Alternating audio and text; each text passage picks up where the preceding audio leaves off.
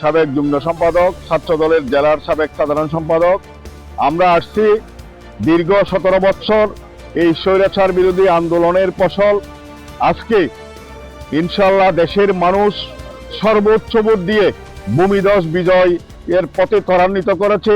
এজন্য আমরা অত্যন্ত উৎসাহী হয়ে আগামী রাষ্ট্রনায়ক তারেক রহমান যে প্রধানমন্ত্রী হবে এবং দেশকে যে উনি বহুদলীয় গণতন্ত্র এবং শহীদ জিয়ার আদর্শের যে রেখে যাওয়া বেগম খালেদা জিয়ার উন্নয়নের যে স্মৃতি রেখে গিয়েছে সেটাকে উনি আরো ত্বরান্বিত করে দেশকে সুসংগঠিত করবে এবং কালকে যে উৎসব মুখর পরিবেশে ওনারা শপথ নেবে সেটা উপলব্ধি করার জন্য, সেটা সশক্তকে দেখার জন্য আমরা সুদূর চট্টগ্রাম দক্ষিণ জেলা থেকে ঢাকায় এসেছি।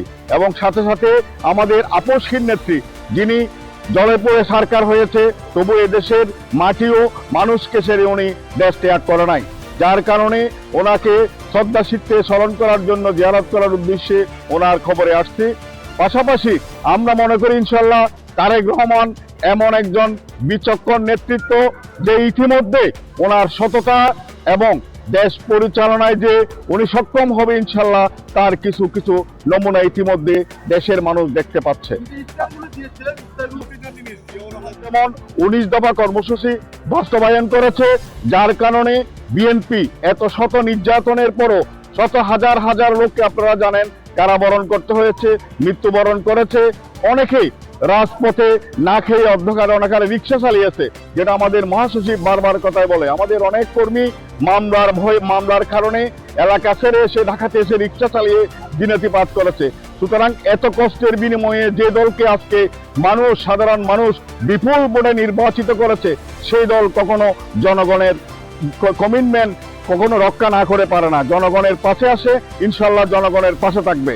এবং কালকে ইনশাল্লাহ এমন একটি সুন্দর মন্ত্রী পরিষদ গঠন হবে যেটার মাধ্যমে আমরা মনে করি আগামীতে যিনি ইতিমধ্যে কমিটমেন্ট দিয়েছে 31 দফার মধ্যে আপনারা জানেন উল্লেখযোগ্য হচ্ছে ফ্যামিলি কার্ড।